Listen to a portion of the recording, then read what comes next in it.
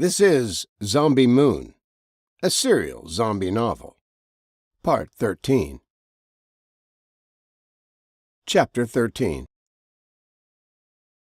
Hurricane Karen stalled out, no steering winds keeping her moving. She spun off the west coast of Florida between Cape Coral and Punta Gorda, picking up more fuel from the warm waters of the Gulf of America. Impossibly, she grew larger and more powerful. The tide had turned, and now the water moved into the Gulf cities with a vengeance. Eddie and Martin stood on the balcony of room 301, above that of Bobby and Lori. The rain had stopped for now, but the wind felt like it had increased again, and the water was definitely rising faster. During the initial phases of the storm, when they were still at Elaine's house, it had been rising, but nothing compared to this. The surge usually devastated coastlines in the day or two following the hurricane, but this was different. "I sure wish we could see some radar of this thing," said Eddie. "She's not leaving." "If you remember Hurricane Charlie back in '04, she turned into us pretty quickly," said Martin. "She was headed to the northeast and made a right turn. Small, powerful storms do that. Hurricane Karen might be a sibling." "The water's rising fast. Houseboat down there's almost at the end of its dock line." Martin looked down. A voice came from behind them. "Room for one more?" They turned, and Brooke gave them a little smile and a wave. She had changed into some other clothes she had brought, and now wore a lavender button-down blouse and light yellow pants. They both moved aside to allow her room at the rail. "You look nice, Brooke," said Martin. "A whole new you. Tabby still sleeping in there?" "Yeah, she's still out. As for my clothes, yeah, I might look refreshed, but I need a shower," she said. "We need to get the lay of the land on the hotel generator." "The water's rising fast enough, I'm thinking that's not happening," said Martin. "I don't know where their gen is, but if it's not up at least one level, I don't have much hope." "Am I about to lose my investment?" She looked down at her houseboat, the single dock line pulled to its limit as the water lapped over the sides of the boat. "I'm afraid so," said Eddie. "Either it'll get pulled under or the whole dock will go with it." She let out a sigh. "It's windier. What is this fresh hell?" "Well, that's what we were saying," said Eddie. "Like old Karen's coming back to dish out some more good times to Southwest Florida." "The water's up about 2 feet from when we got here, but it's not slowing. Bobby and Lori might have waterfront property down there pretty soon." Eddie stopped talking for a few moments, his gaze fixed on the middle of the river. "You hear that?" They all stared where he looked. "There," said Brooke, pointing. "Help! Help! Please help us!" The words were nearly blown away by what had to now be 45-mile-per-hour winds. The river was choppy, the incoming storm surge accompanying the rising tide, combining to make what appeared to be a devastating partnership. The water churned and surged like a washing machine on the agitator part of the cleaning cycle, and 4 people clung to the broken bow of what might have once been a nice vessel, now just a remnant, kept floating by 4 large buoys lashed to the bow rail. "Oh, my God, they're going to die," said Brooke, her voice almost a whisper, but still heard by all. They may have shared the same thought at the same time. "There's not a thing we can do about it," said Martin. Ahead of the 4, the Edison Bridge loomed. The water was high, but there was plenty of room to get underneath if they happened to float toward an open gap, but several boats had crashed, sinking into the shallow water. With the river's rise, they hadn't floated away. They were so jammed together they formed an impenetrable wall of broken vessels, with twisted bow rails and jagged fiberglass edges protruding in all directions. The bow section to which the 4 clung drifted right into the thickest part of the logjam. As it did so, the bow twisted, and all 4 people lost their grips at once. There had to be a moment, thought Martin, when each of them scanned the tangle of broken boats ahead, trying to identify their next handhold before releasing their current one. If they had a plan, it disintegrated like the boats preceding them. The woman closest to the front swung forward, still clinging to a bow line tied to one of the cleats. Her body disappeared underneath the tangled mess. They didn't see where the other people went. By the time they digested what had happened to the woman, the others were just gone. "We need to get eyes on the street," said Jesus, coming outside. They turned, but not before he followed their eyes. "What were you guys looking at?" "You don't want to know," said Brooke. "Just more lost souls." "Zombies?" asked Jesus. "Soon to be," said Eddie. "What did you say about the street?" "I wanted to get to the front of the hotel to see what we're looking at in the way of flooding." "Let's just walk down the fire escape stairs until we hit water," said Martin. "That'll tell us approximately how deep it is." "We can do that, but I'd still like to get a visual of the streets. I can do it myself from one of the rooms on the front of the hotel." "I'm curious too, Jesus. No need to go it alone. For now, let's just use the stairwell to keep track of the storm surge. We can mark the wall inside the stairwell so we know how fast it's rising," said Brooke. "Or if it's receding." "My memory ain't shit, so that's a good idea," said Eddie.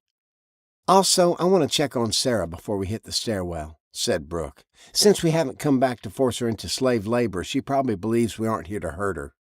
"Yeah, maybe we should get a description of her husband's clothes so we know if we spot him," suggested Martin. "He might not be far away, whatever shape he's in." "Yeah, unless he floated down the river like so much flotsam," said Eddie. "But it can't hurt. If he's hiding somewhere trapped, it would be nice to get him back to her." They garnered their necessary supplies from their respective rooms, and Brooke stopped outside Sarah's room. She knocked. "Sarah?" A second later. "Yes? You ready to come out, sweetie? We're going down to check things out. We'd like a description of your husband if you don't mind." They heard the latch flip over and the doorknob turn. Once the door was open, she flipped the swing latch over again to prevent it from closing. She did all this before looking up at them. Brooke assumed this meant she now trusted them. She looked up, her eyes hopeful. "Hi, Brooke?" "Yes, Sarah, you doing okay?" Sarah was around 5'3" and could only have been 23 years old. She had a wavy tangle of red hair atop her petite body. Surprising Brooke, the young woman bolted forward and hugged Brooke with all her might. "Okay, sweetie," said Brooke, her voice kind. "You're safe." She pulled back, her tears flowing down her cheeks. "We just got married.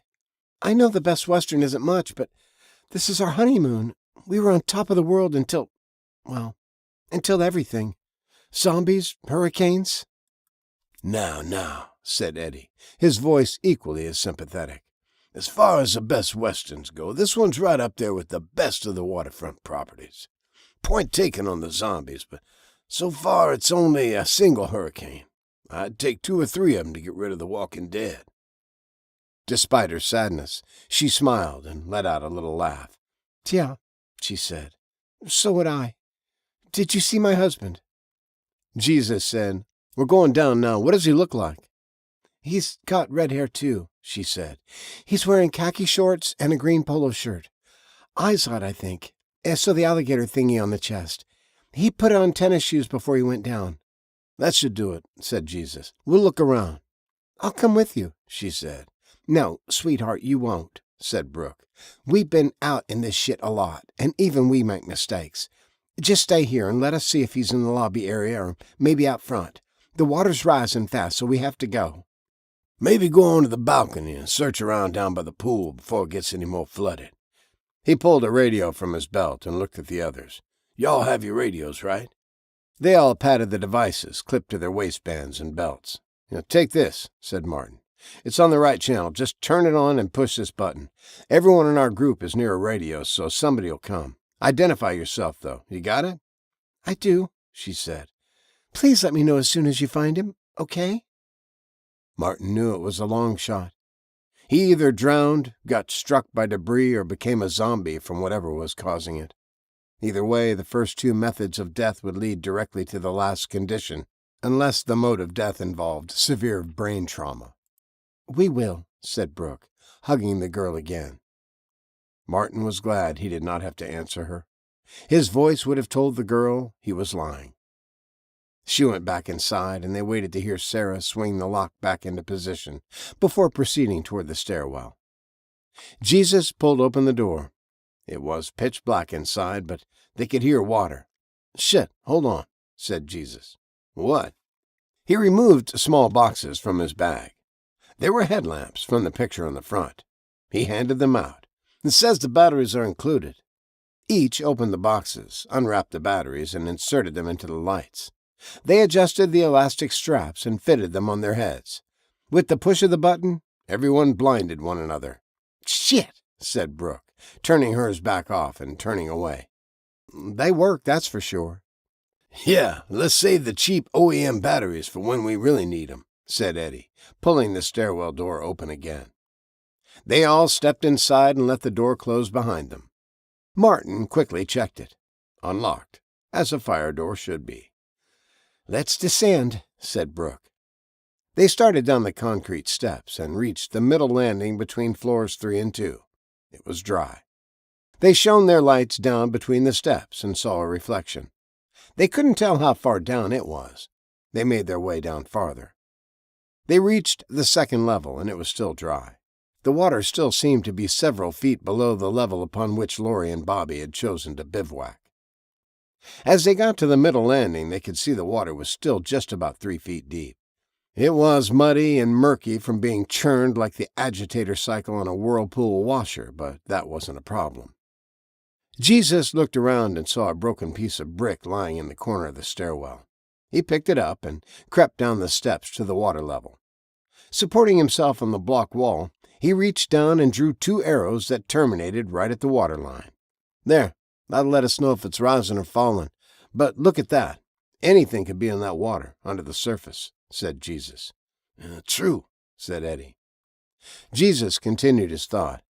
"I mean, not inside the stairwell because the doors are closed at the bottom, but once we venture out of here, it's open to the river." "Which flows to the Gulf," said Brooke. "That means we could have bull sharks, zombies, anything."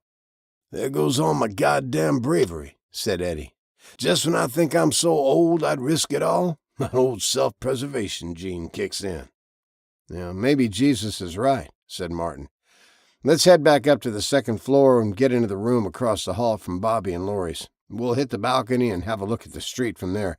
Maybe we'll spot—" "What did Sarah say her husband's name was?" "Sean, I think," said Jesus. "Sean's probably toast," said Brooke. "But I guess he could be clinging to a chandelier in the lobby. Crazier things have happened." "Look," said Jesus. "I know this might be ageist, but I'm a few years younger than the rest of you, and I'm always up for an adventure. The next youngest dude is Lawson. You think you'd want to go with me? Y'all can stay high and dry?" Brooke glared at him. "He is already in a zombie apocalypse, Brooke," said Martin. "And he's doing great. He got your daughter here on a stolen airplane, for Christ's sake." Not for my sake," interjected Jesus. "The other guy." "I knew that," she said, laughing despite her emotions. "I just want to protect them, that's all. Feels like I just got him back." "He'll be fine," said Jesus. "I'll take the lead, but I'll keep him in my sights." "Ask. Don't push. If he says yes, then okay. But don't fuck around, Jesus. Get out there, see what you need to see, and get back here." "Don't fuck around, Jesus," said Eddie. "Just for the record, that's 4 words I never expected to hear strung together." They hurried back up the steps and into the room in which Lawson was staying.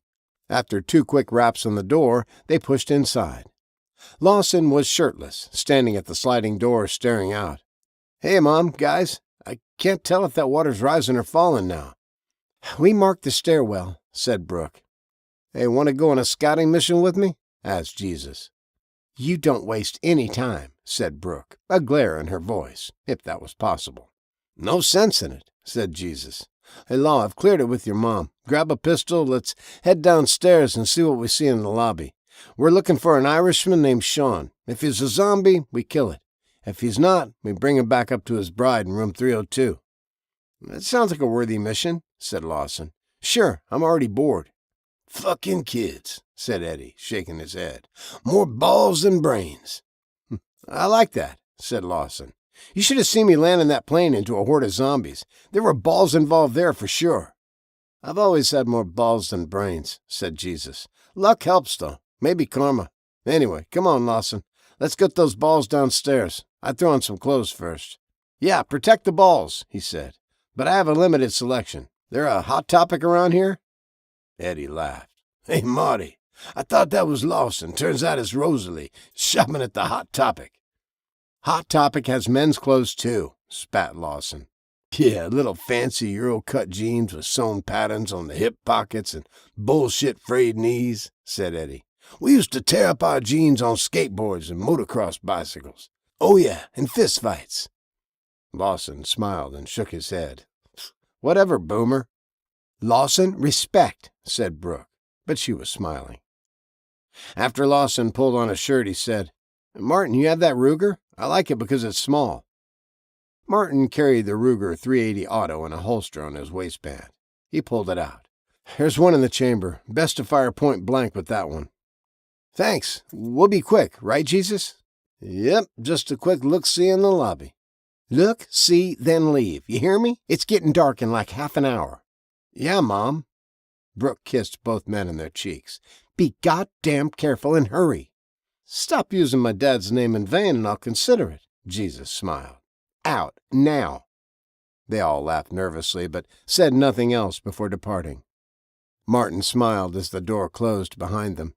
They'll be fine. 2 smart young men right there. You want to clear some more rooms, Marty? Asked Eddie. I was afraid you're going to ask me that, said Martin. Gotta make hay while the sun shines. Maybe gather supplies from some of the rooms, too. I mean, if the occupants don't need the stuff anymore. Martin grabbed the Mossberg 12-gauge leaning by the door. We have time for a couple, maybe, but I want to get back here before the sun sets completely. I'm not invited? Asked Brooke. How about you go up and check on Rosalie and Tabby, maybe get some love from Toby and Lucille, said Martin. Take a break, Brooke. She let out a big sigh. I guess I'll do that. And I don't need to say you don't, but you will, said Martin, smiling. Be careful. You couldn't resist. No, but you could wait for Lawson and Jesus, see if they maybe find a master key in housekeeping. The locks are electronic, said Eddie. He pulled out his Slim Jim. This is working real well. Slow us down just a tad, but that'll give Marty here a chance to gird his loins. My loins are already pre-girded, said Marty. Good to know, said Brooke. Martin blushed like a lobster ready to come out of a pot. They opened the door. Brooke gave them one last look before heading back to Rosalie's room, as her 2 companions moved down the hall in the opposite direction. Hank scooted around Zeus and swung his feet to the floor. The kid had been quiet as he caught the sleep he himself needed to face another day out in the new, crazy world. He had to pee. There were no flushes left in the toilet. The water was off, too. They must be on a well and septic system here. No power, no well pump. He slid his feet into his shoes, retrieved the P320 from the nightstand, and walked toward the front door, parting the curtains to peer out. Hank wished like hell he would open the door and see it had all been a crazy dream. Some vacationers arguing by the office. It was deserted. In the far distance he thought he saw a figure staggering along the sidewalk, but the figure was so distant it appeared as a speck. It could have been a senior citizen or a homeless person. Or a fucking zombie. One last glance at Zeus, he tucked the cig in his waistband and pulled open the door. He stepped out, turning to flip the hinged latch to prevent the door from closing. The moment he turned back, he was slammed in the side, hands clawing at his neck. Hank screamed as he felt himself falling, tremendous weight pressing against him. With no lights he could barely take in the figure that had collided with him, but he now saw it was a large Hispanic woman in jeans so tight she would have had to paint them on. It made guttural keening sounds like somebody choking on sand. Hank hit the ground, and despite his efforts, the left side of his head slammed the concrete walkway. Stars swam in and out of his vision as he instinctively fought the thing on top of him. It was blind flailing if he had to admit it to himself, but it was enough to keep the bloated maid at bay for the moment. In the midst of it, he never even thought about his gun. He felt the weight lift off for a moment and pushed off with his right foot, able to roll 4 times to his left. The moment he felt himself clear, he jumped to his feet, adrenaline taking over. She staggered toward him, her lumbering body closing the distance faster than he anticipated. He reached down, but as his hand came up empty, he saw the cig lying on the ground where he had fallen. Hank scrambled around her and bent down to retrieve his weapon. Grabbing it, He looked up again to find her arms outstretched toward him. He held out the gun, and somehow the barrel found her stretched open maw. He fired directly into her horrific screech, but even the blast did not silence her growls immediately. Instead, they turned into bubbly, disgusting growls before diminishing like a lawnmower engine running out of gas. She collapsed onto herself, right in front of his door. "Fuck!" he wheezed to his frantic breath, turning to scan his surroundings for other dangers. She wasn't moving. She wasn't bleeding either, despite being shot in the mouth, the round tearing out the back of her skull. He puked onto the walkway beside where she lay. Getting up again, he tucked the Sig Sauer away and decided there was no time like the present. His adrenaline would only drain further if he waited. Reaching down, swallowing the last of the bile in his throat as he did so, he picked up Beatrice's arm and pulled with all his might. She rolled over slowly, like dough onto itself. Then she stopped moving, as if her entire body had congealed.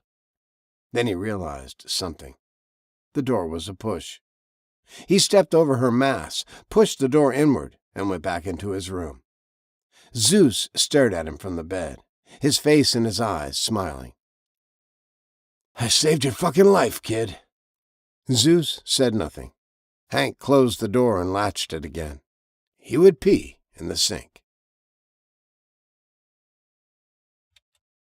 Jessica Sung sat in the office chair, exhausted. Gary Bolen sat opposite her, eating a Slim Jim. It was now coming up on a couple of hours before sundown. Neither of them liked nighttime these days.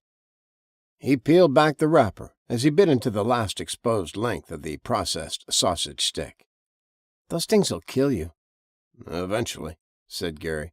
"Not as fast as those things," he said, indicating toward the restrained zombie, visible in the corner room constructed of thick acrylic walls, complete with sound and vent holes. They referred to it as Lurch's habitat. They had put a bed, a desk, a chair, a lamp, and even installed a little sink basin and a toilet, though none of the plumbing was connected. Not only did they not have the means to do so, it was unnecessary. Based on what they had observed thus far from their time with the muscular zombie, he had only one focus. He didn't need to go to the bathroom or wash his hands. He didn't have a need to lie down, and he had not given the chair a second glance. He wanted only to eat. The mail was fairly easy to corral. On the inside wall of the plexiglass cube in which he was contained, there was a stainless steel bar mounted at approximately 36 inches high all the way around. It was similar to the bar ballet dancers used in training. This one was small enough to accommodate a quick snap of handcuffs. When Lurch was last on the table, they had opened him up. He was shirtless, and the Y cut in his torso was a bit disconcerting, as it was a cut usually done on dead people. Technically, of course, Lurch was dead. The difference being that afterward, regular corpses were put back in drawers or dressed for their funerals. They didn't fucking prance around and show off their autopsy scars. In this case, of course, the scars were not from an autopsy, though several things were removed from the zombie's chest cavity. Lurch's lungs were gone. His heart was gone, too. They now sat in jars in refrigerators kept powered by the lab's generators. They had learned a lot, but nothing that could stop what was happening. Heart and lungs were unnecessary. They could somehow still push vibration or something through their vocal cords to make frightening growling sounds. Gary and Jessica stared at Lurch. He stared back. "They have no cardiopulmonary function, so maybe all that's left is intelligent design?" Jessica had asked the question. Gary rolled his eyes, but Jessica didn't notice because she stared at their test subject. By the time she looked at him, the eye roll had cleared. "I suppose the fact that they can still make noise is good." "Agree. It's like giving natural gas an odor. It's a bad sign when you smell it, but it's also worse not to. These things get excited when they see food, or us, so the noise is the equivalent of that natural gas smell. It alerts us and others of the danger. Gives us a chance to fight or flee." "That falls into the category of obvious shit we've discovered," said Jessica. "Yeah, but now the question is, how many internal parts can we remove and have him still be mobile?" Right, she said, standing and walking to the glass. As she did, Lurch moved toward the clear wall, slamming into it, smudging the area around his mouth with whatever made it wet. He pawed at the plexiglass in her direction. She ignored him and practically stared through him, her hands clasped behind her back. She recalled the process of swabbing his cheek. She had taped 6 of the cotton swabs together so her gloved hand would not need to get too close, and it kept folding when she got halfway to his mouth. Ultimately, they did get a sample of the goo. It was a slimy substance similar to saliva, but pinkish as though tainted with blood. It could just be sloughing off the insides of his mouth and combining with whatever biological fluids were happening in there, either due to the decay or fermentation or whatever. We really don't know shit yet, do we? She reflected. Lurch slammed his face into the wall again. Come sit down. Let him relax, Jessie. It's Jessica, Gary. She turned, despite his use of the nickname she hated, and sat across from him again. He leaned forward and put his hands over hers. Okay, Jessica, and you're right. We don't know shit, but we know more than before, and that's what we do. We collect data. We're the only ones doing it as far as we know. We have to assume that anyway, which means we need to capture a female, and even another male. We've got a lot of testing to do on this one yet, she said. Yeah, multitasking. Let's go out this evening and catch a female, tiny as you like. She looked at him, but said nothing. If you stall, you're chicken. Yeah, I'm fucking chicken, Gary. These are reanimated dead people who— Not all reanimated, interrupted Gary. Some never died. They just changed, according to early reports. Yes, but there was always a gap between the first symptoms and when they started attacking, so we have to assume they all actually die before coming back. We know after the change they're dead. Right, he said. She raised her eyes toward her lab partner. Which means we need to do something good for mankind, but not necessarily good all the way around. I already know what you're thinking. And how do you feel about it? She asked. Not great. It's murder. It's science. When? Asked Gary. Let's get a female tonight if we can, like you said. While we're out on the streets, we'll search for lights. Lights mean living people. We can go back there with weapons in the daylight. And kidnap someone. What do you want from me? Maybe just take a beat and realize the entire world doesn't rest on our shoulders. Maybe we should focus on staying alive and testing these things as opportunities present themselves. I never signed up for murder. Aren't all our days numbered if we can't figure this thing out? It's for the greater good. Gary stared at her a long moment, then looked over at Lurch, who, no longer mesmerized by Jessica's song, turned to stagger into the bed where he fell forward, bounced off the mattress, and rolled onto the diamond plate floor. He was back on his feet a moment later, no worse for wear. Fucking Dick Van Dyke the zombie, said Gary. Jessica did not recognize the cultural reference. She said, Let's eat some food and go get us a female. Jesus stood in the nearly chest-deep water as he pulled open the stairwell door leading into the lobby area of the hotel. The sun was low in the sky, but they had more than an hour of daylight left to see if they could find Sarah's husband. How do you know all the employees aren't changed into goddamn zombies and are floating around under this shit? Asked Lawson. We don't, but how many staff do you recall in hotel lobbies? Maybe one housekeeper and a desk clerk? I'd say our odds are okay. Plus, the whole front wall's down thanks to Bobby's SUV.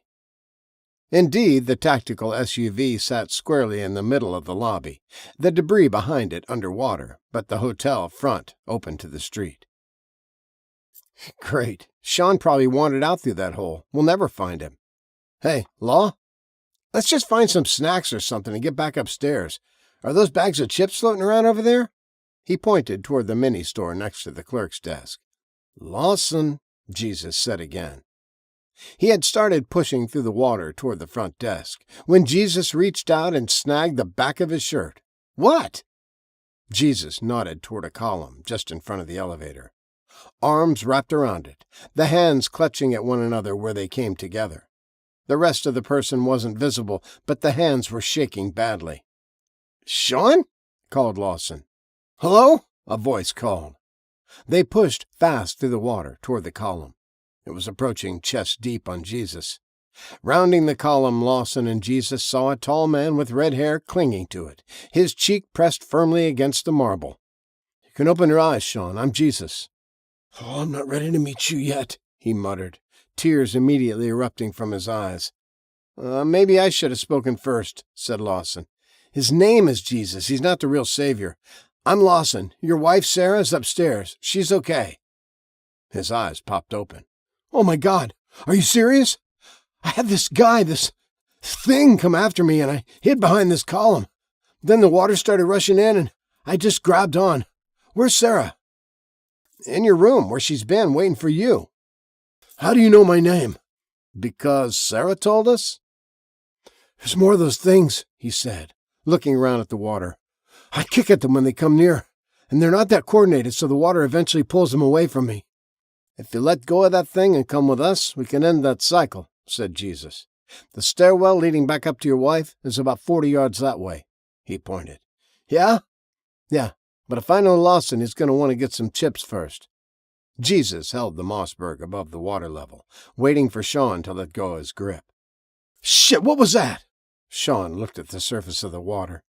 "Your imagination, brother," said Jesus. "Once we start up the stairs, you can be out of—" Sean screamed mid-sentence as something grabbed his legs and yanked him hard. He immediately lost his grip on the column and disappeared beneath the water. "Lawson!" screamed Jesus, backpedaling away from where Sean disappeared. "What?" called Lawson. "Where's Sean?" Before Jesus could share the bad news, Sean resurfaced, a scream erupting in his brief appearance. He was in the jaws of a massive Florida alligator, and that reptile was in the middle of a continuous death roll.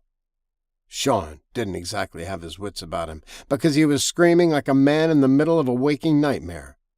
He pummeled the creature in the face with his balled fists, but it didn't seem to notice as it continued rolling Sean beneath the water, in an instinctual attempt to drown him.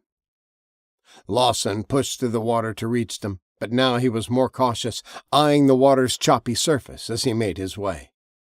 At one point the gator's tail whipped, and the creature and his prey shot 3 feet above the surface. As the gator spun around, he slammed Sean's face into the marble column, splitting his nose and shattering his teeth, and mercifully knocking him unconscious, or killing him. They didn't know which. Either outcome was merciful. At this point, surviving the attack would only delay the inevitable. The unholy tangle of alligator and man slipped back beneath the surface, but the monster wasn't satisfied yet. It continued its death roll. Each time the gator spun, Sean's body became visible, and Jesus saw blood pouring from at least a dozen wounds, not even counting his destroyed face. "Do something!" shouted Lawson. But as he neared them, he saw the hopelessness of the situation, and realized that with the blood in the water, they were vulnerable as hell. Bull sharks, others. Plus, if there was one big daddy gator, there could be a dozen. "Shoot him, Jesus! No way he's getting out alive!" Jesus raised his rifle and pointed it at the spinning monster. As Sean's damaged head appeared again, now inside the gator's mouth, Jesus fired. It was a momentary target, but a dead hit. Sean's already devastated head exploded inside the gator's mouth like a chocolate-covered cherry. The second Sean's body went limp, the gator clamped down on what was left of his head and slunk back into the water. The swirling trail of crimson blended into the still rising water of the Caloosahatchee River, no longer any sign of what had just happened. "Come on," said Lawson, pushing toward the stairwell door. "There could be more." Jesus pushed off the column and followed quickly, his eyes peeled at the water's churning surface. He glanced out toward the street to see boats, cars, trucks, and bodies, some moving, some motionless, everywhere. They reached the door together, and Jesus turned the knob and pushed inside, Lawson following. When they were through, they pushed the door closed. They climbed to the first landing and out of the water, dropping down to sit. They were practically panting from the adrenaline coursing through them. "It's getting deeper?" asked Jesus. Lawson looked for the mark on the wall. He couldn't find it. The water was still rising. "Storm surge isn't finished," he said. "That storm should be well past us now," said Jesus. "The hell's going on?" It's fucking hot in here, said Lawson, beads of sweat running down his face. I'll take it. Over gators. Both men were trying hard to catch their breath. I don't want to tell Sarah. That's just fucked, said Lawson. We could tell her we never saw him, Jesus said. That is knowing better? Asked Lawson. Been thinking he might show up someday? Jesus closed his eyes and shook his head. I had no idea. Maybe we tell your mom. Let her make the call. She's decisive, that's for sure. She'll want to tell her, but her approach might be better than ours. Then that's the plan. Let's get out of this sauna. Lawson patted Jesus on the shoulder, and they climbed up to the 3rd floor and returned to the room. It was nearly dark. Time to stay put. Hurricane Karen did the impossible. When she got to about 60 miles offshore, she spun. No wind shear to tear her apart. No wind current to drive her. She just sat there, gathering strength from the 82-degree waters of the Gulf of America. Then, on November 2nd, in the last official month of hurricane season, Karen regenerated into a Category 4 storm, the circulation at 132 miles per hour. There were no planes to gauge it, no way for its future victims, both the living and dead, to know what was coming. Nobody to report that the steering winds had miraculously reappeared and now drove the storm back to the east at 18 miles per hour. It was like a rebirth. A whole new storm, it would seem. Like Karen had gotten a facelift. What a bitch. Is it smart to be doing this so close to dusk? Asked Jessica. We could always just go fuck. Gary. He laughed. What? It's one of the simple pleasures we have left. Besides our jobs, you mean? Asked Jessica facetiously. I don't know about you, but I find this exciting as hell. A goddamn zombie apocalypse. It's a dream scenario. If we could walk out of a movie and hit the lobby for some Whoppers and popcorn, yeah, I'd agree.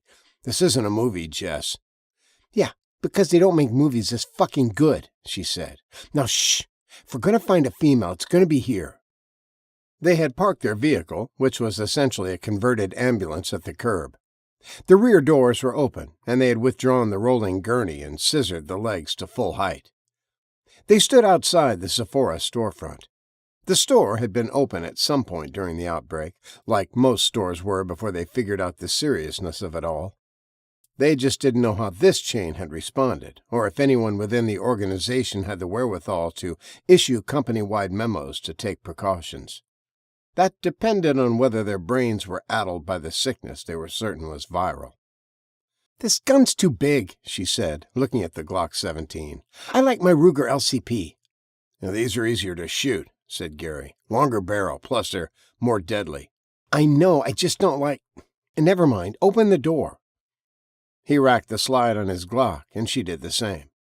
She took a shooter's stance. Gary pulled gently, and it opened an inch. It's not locked, he whispered. Be ready. Am, she muttered, rolling her eyes. Okay, Annie Oakley, go get him. He yanked the door open wide and stood back, holding it. A woman staggered out the door, as though she had been waiting inside for the door to open. She was 300 pounds if she was an ounce. Not gonna happen, said Jessica. Too much work. Yeah, thank you, said Gary, his eyes rolling skyward. Now you believe in God, she asked, almost laughing. I'm ice-picking this one. Gary was behind the door as she walked out, so her focus was solely on Jessica. The behemoth dead woman beelined toward her, albeit far slower than a bee could fly. The woman thing keened and growled in the manner of a zombie, identifying herself as one of the walking dead and not just a Sephora customer who hadn't undergone her makeup transformation yet. Jessica took an involuntary step back, as the scientist inside her still wanted another moment to observe the specimen. I got her, Gary mouthed, stepping out from behind the door and allowing it to close again. He withdrew his own ice pick from the deep-pocketed lab coat. He gripped it in his right fist and rushed up behind her. He slowed, however, and began copying the woman's walk, holding his hands out to mimic her breath. Seriously? Men are children. Jessica raised her ice pick and stepped forward. I got it, he said. But as the door hit the jamb with a thud, she turned much faster than he expected. He was lurching forward, ready to slam the point of the ice pick into her right ear, when suddenly she was facing him. Her skin was sloughing from her face, and her yellowed eyes seemed to be alive, something squirming within them. It was strange and disconcerting, something he'd not even seen in horror films, because it was so inexplicable. He was mesmerized, watching her eyes squirm. Her arms reached for him, the deteriorating hands with perfectly polished nails, actually brushing his neck. He choked back vomit, regained his senses, and plunged the oversized needle into the thing's left ear. Just for kicks, he pushed the handle upward, like he was putting an old column-shift automatic transmission back into park. She immediately buckled at the knees and fell onto her face. With a quick glance around them, then back at the woman on the ground, Jessica said, "It's like turning off a switch." "Yeah, come on." Gary turned back toward the store. "Headlamps." They both withdrew their nylon-strapped flashlights and slid them over their heads. Turning them on, they returned to the door, and he pulled it open again. The sun had now set, so the store would get darker if the emergency lights weren't on. Entering, they saw only the tiny distant glow of the exit signs, but all else was pitch black. "At least we'll know the way out," said Gary. "Let's go over to the mascara," said Jessica. "I might as well kill two birds with one stone." "Aw, you're going to pretty yourself up for me?" "My ice pick is still clean, for now." He nodded. "Carry on." Toby and Lucille both lay on opposite ends of the couch while everyone else milled around the room. Lawson and Jesus stood in the kitchenette with Brooke. She said, "Sarah's in the attached room lying down. She agreed to come over and have some food, and then she just passed out." "Shit," said Lawson. "Worry will tire you out. Think she needs to know?" "That's a tough one. Newlywed and all. She might just go into a bigger funk. Right now she still has hope." "False hope," said Jesus. "Look, I'd be willing to tell her. I can make up some heroic thing he did just before he bit it." "Maybe avoid that terminology, considering what killed him." "I was just spitballing," said Jesus. "I wouldn't actually say bit it." "Maybe he succumbed," said Lawson. "Fucking doctors," muttered Brooke. She winked at her son. A massive gust of wind upended the patio chair they'd moved from inside back out to the balcony, flipping it over and pinning it against the railing. Martin went outside and righted the chair, pulling it back inside. He said, "Guys, I don't know what's going on, but this storm is getting worse, not better. Different system?" "Not right on top of one another," said Eddie. "They draw one another's energy. Neither one could get very strong. At least I don't think." "And then Karen's made a comeback," said Martin. There was a knock on the door. "Okay," said Brooke. "Maybe you're right. You may not actually be the Jesus, but just your look and demeanor might calm somebody who's really scared. Think about what you'll tell her." "Which lie?" "Exactly. Mum's the word on the 8 or K." "Was that a poor attempt at pig Latin?" "That was a masterful use of pig Latin." "The storm's back," came Bobby's voice at the door. "Oh, wind's really picking up, and the water's nearly up to our balcony now, so we might need to go up a floor or two." "Wow," said Martin, letting him and Laurie into the room and closing the door behind them. "You need help hauling your stuff?" They hurried to the balcony, and Martin slid it open and went outside. Bobby followed. "Damn, those boats are too close to your balcony," Martin said. "I could practically jump onto one," said Bobby. "If I had more tequila, I might have tried it." "Like I said, you want help moving?" We're going to give it another little while," Bobby said. "Did you guys check the 4th floor yet for open rooms?" There's some we still haven't checked on the 3rd, he said. "We didn't think we'd need to go that high, but we can. I'd rather do it in the daylight, but we got plenty of headlights and stuff." "Yeah, right. It's only going to get darker," said Lawson. "Let's do this fast." "I think we're safe on the 3rd floor, but yeah. With Sarah in the one room and the 2 rooms cleared across the hall, I think we should clear the other 4. That'll be plenty of room for everyone." "I'll help," said Bobby. "Hey, Laurie, baby, do me a favor. Stay downstairs. Keep an eye on the water level. Radio if it starts coming in." Lawson had already had a lesson from Eddie on the Slim Jim, so knew how to get into the rooms. Eddie gave it to him, saying, Don't bend this all up, or I'll bend your head." "Nobody believes you," said Lawson, taking it. As they moved toward their bags to arm up, Lawson said, "For a change, let's not blast our way through this. Use a suppressed handgun so we can see how they work and if the suppressors affect accuracy. Who could really tell what Rosie was aiming at?" Jesus had offered to go down and help Lori pack up stuff in the eventuality they would need to move. The water level wasn't looking good, so Bobby gave him the nod. He and Lawson were both still good and wet from their work down in the lobby searching for Sarah's husband. Neither man felt it prudent to get into dry clothes until they were in for the evening. "Okay, so we Slim Jim the lock, push, and go," said Martin. "Law, you're up." Martin and Bobby held their gun barrels to the floor. With a slide and a click, the door opened. Nothing. They could see the windows, the faint glow of the dying light making it pinkish yellow. They eased inside. Bed made. Toilet paper roll end flap folded to look like a rose. "Well, this'll be our room," said Bobby. "Next." They flipped the bar on the door, leaving the room accessible before moving down the hall. Martin knocked on the next door twice, something they had neglected to do a moment ago. Something slammed hard into the door from inside, causing them all to jump back, startled. Growls followed, and what sounded like scratching on the door. "Oh, good you knocked," said Bobby. "That's creepy. Do this one now or later? I mean, technically it's my turn." "I got it. Plus, no time like the present," said Lawson, sliding the Slim Jim into the jam. The lock retracted, and he pushed it about an inch inward. "You ready?" "If I don't look ready, please tell me what I'm doing wrong," said Martin, standing across the hall in a shooter's stance. His legs were spread, his arms held out, and the gun pointed steadily at the door. "Relax, Marty, you're in good form," said Lawson, smiling. "I think it was a rhetorical thing," said Bobby. "You are your mother's son," Martin said. "I've been called worse," he said. "You two are funny," said Bobby, no gun in his hand. "It looks like you got this. I'll be over here if things go sideways." He pulled his Glock from his waistband, racked the slide, and practiced trigger discipline as he held the gun in his right hand, barrel pointed at the floor. "Fucking carpeting in hotels is always so over the top," he muttered. "Seriously, that's what's on your mind?" said Lawson, pushing the door inward. "Well, just look at—" As soon as the door was 2 feet inside, a hand so thrashed the bones were visible on the thumb and index finger, curled around the edge of the door slab. The thing yanked the door so hard it slammed into the wall and got caught there, the knob punching a hole through the wallboard. The creature came out so fast, Martin was firing and falling backward at the same time. The first shot went over the thing's shoulder, allowing it to cross half the width of the hall, its screeching echoing down the massive corridor. The second shot hit gold, dead center of the thing's forehead. As black goo painted the wall and door jamb behind him, the zombie immediately went limp, but the weight of its deteriorated body still knocked Martin so hard he hit the wall at speed.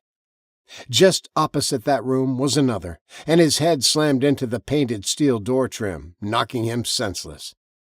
Martin lay there motionless. The gun slipped from his limp hand. "Shit, Marty!" shouted Lawson. Then, "Watch out, Bobby!" Bobby had put his weapon on the floor, kneeling beside Martin to try to revive him. Another infected male, this one maybe 15 years old, staggered out the door, clearly not as massive or as crazed as the man who had likely been his father. His dead eyes were locked on Bobby and Martin, and he did not slow as he crossed the threshold into the hall. Lawson lowered his shoulder and barreled into the thing, hitting him like a linebacker plowing over a quarterback. As he landed atop him, he heard Bobby Mendez scream, "Cuidado! Roll to your side!" The first word was unknown to him, but Bobby's tone told him to listen to the rest. Lawson pushed off the squirming thing beneath him, avoiding a reaching hand as he rolled to his left, and kept going until he slammed into the wall. Bobby put 3 rounds into his head. The suppressor made it sound like a non-event, but that's not how it felt to any of them. The hall was now dark enough they relied on their headlamps for 80% of the illumination. After watching the door for several seconds, Bobby and Lawson knelt beside Martin, who was coming to. "What the fuck?" said Martin. "You are your daughter's father," said Lawson. "Funny," said Martin, rubbing his head, which had a good knot on it. Goose egg, he muttered. Yeah, better an egg than a bite, said Bobby. Good shooting on your way down. I hit him? You don't remember? Asked Lawson. Bobby was breathing fast as he answered. That fucker was mouth open and flying toward you. He was so fast he took us all by surprise. Good thing your bullet hit home. Yeah, I vaguely remember. Okay, let's be done. Do we have enough rooms now? He asked, as Bobby and Lawson each took an arm and pulled him to his feet. Yeah, we only needed the one extra for me and Lori now, said Bobby. Thanks, guys. We can clear the rest in the light of day. As a reminder that they were not guaranteed another day, a massive gust of wind seemed to shake the hotel. Let's get downstairs and see what's with this storm surge. I think you mean the storm. It seems to be back. Gary Bolen and Jessica Sung had found her, but the sun was dropping fast, and they had to get her back to the lab. She was clearly staff, as she had on her little thigh-length skirt and a Sephora name badge that said Zelda. Zelda? Zelda the zombie, Gary smiled. Perfect.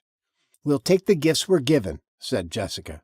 She's small enough, should be an easy capture, said Gary. Gurney, she's stuck behind the counter for now. She hasn't gotten out yet, so... They returned to the front door, walking outside to get the medical transport. The wind was buffeting it, and angry storm clouds blackened the western sky. This storm is rejuvenating, said Jessica over the wind. Maybe a new hurricane? Asked Gary, looking up. Let's hurry before it opens up on us, said Jessica, holding open the door as Gary rolled the gurney inside. They moved back down the aisles, only their headlamps illuminating the interior, now that the sun had dropped completely. It's eerie we only found Zelda, said Jessica, snatching a pashmina from a rack. That's stylish, but hot for Florida. It'll be winter soon, and I hope to still be alive, but it's not for me. She then grabbed a 3-pack of hair scrunchies from a shelf. It's like I'm on some game show where you grab as much merch as you can before the zombies kill you. Like I said, they're not for me, dumbass. She was smiling as she said the words. Well then, I can warn you now, Zelda's not going to appreciate the fashion trinkets, but I think you know that? You will when I do this. They were nearing the counter, and the girl thing had shuffled forward, now leaning over the low-glass counter, trying to get a handful of Jessica. Jessica stayed a foot out of her reach as she pulled on a pair of pink nitrile gloves. She pulled down her lab coat sleeves, which had been rolled up against the heat. She approached Zelda, who rewarded her by reaching out, both hands clawing at the air between them. Jessica quickly separated the 3 scrunchies from their packaging. She held all 3 together in both hands and pulled them apart several times, stretching them. Now's not the time for exercises, sweetie, and if you want to do some good, you might consider some very heavy-duty concealer for Zelda here, said Gary.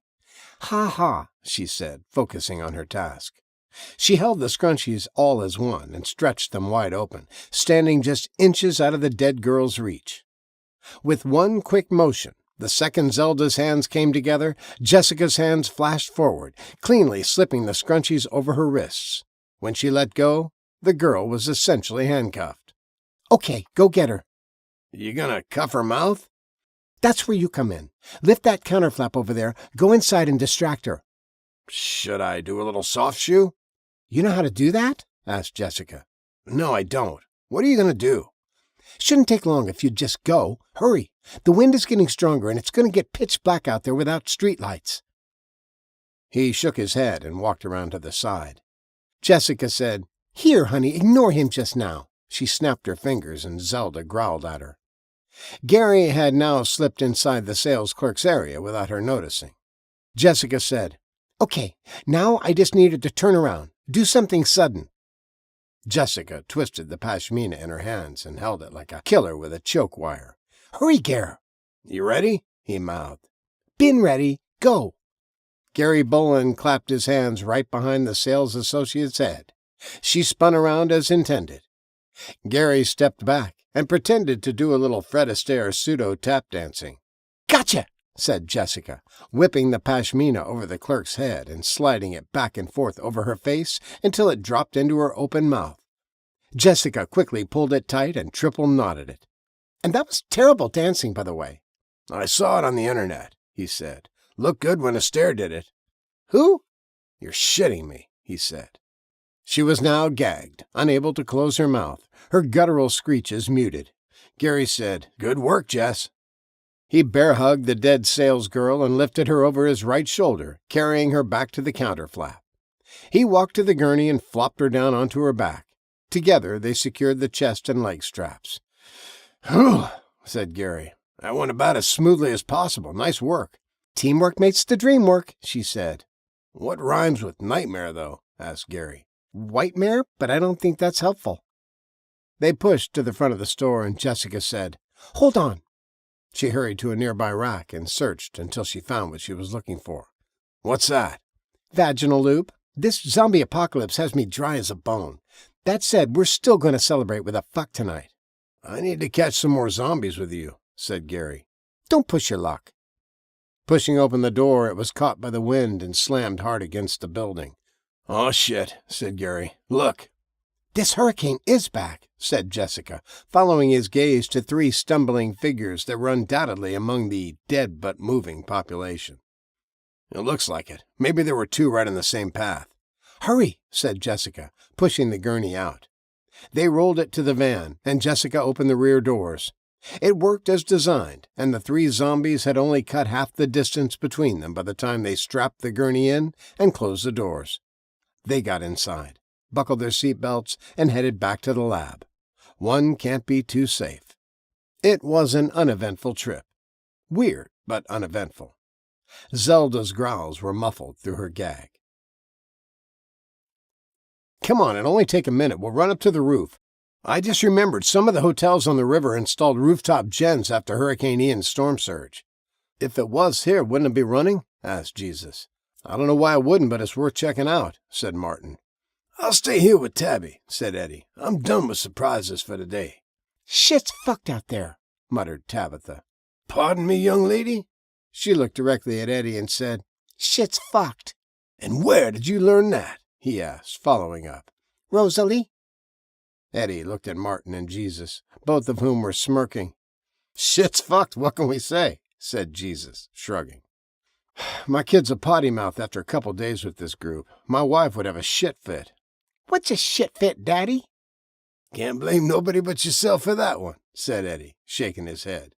"We'll be back in 2 shakes," said Martin. "Radios are on, so if you need us." They moved down the hallway, guns in hand, just in case. The stairwell door exit sign was black, but if they were lucky, it wouldn't be for long. Entering the stairwell, they listened. It was quiet. They moved inside and started up the 2 flights to the roof. The last section was a wall-mounted ladder and a hatch. "No lock on the hatch," said Jesus, looking up the rungs of the steel ladder. "Fully vertical ladders are fun." "Yeah, right," said Martin. Jesus went first, climbing the 10 feet to the hatch. He reached the top and rotated the T-handle. The latches retracted, releasing the aluminum door. The minute he pushed it open, the rain fell on Martin's upturned face.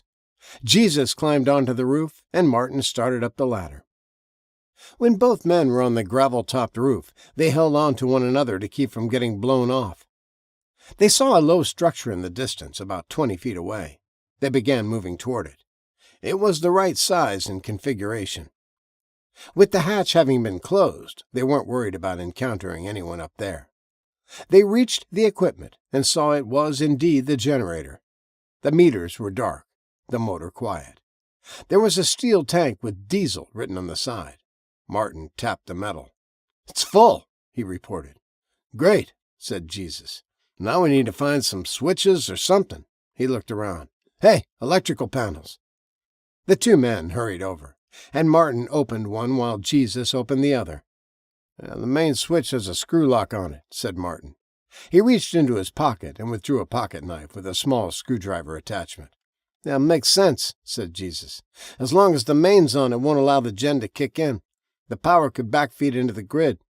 "Then why lock the main?" asked Martin. "There hasn't been a real bad storm here since Ian. Maybe they never had to really test this thing under fire. Lesson learned? Let's hope." Martin unscrewed the screw, removed the lock, and flipped the main switch off. He then searched the panel. "What are you looking for?" "First floor breakers," said Martin. "Right here," said Jesus, opening a third panel he'd inspected briefly. "Yeah, right, they're underwater and could trip everything." He began flipping each of them off individually. "That'll preserve a lot of power, too." "Yeah, maybe shut off the 4th, 5th, and 6th floor breakers, too," suggested Martin. "If we need to go that high and the gen's still got fuel, we can turn them back on." "If there's any zombies up there, I'm sure they won't notice a thing. Any living people would already be dealing with no power, so no harm, no foul." Jesus found the panel for the upper floors and began shutting them off. Martin assisted. When they were done, they returned to the generator. Martin examined it, then hit the auto switch to manual. He pressed the green start button. The engine cranked, then fired up, knocking like a diesel engine does before settling into a smooth idle. The engine revved, indicating power usage from somewhere. "Fucking bingo," said Jesus. The men high-fived. "Well, this'll make for a nice sleep tonight," said Martin. "Sweet air conditioning," moaned Jesus. They headed back down. They walked into smiling faces all around. This has been Zombie Moon, a serial zombie novel, Part 13, written and narrated by Eric A. Shelman. Copyright 2025 by Eric A. Shelman. Production copyright 2025 by Eric A. Shelman.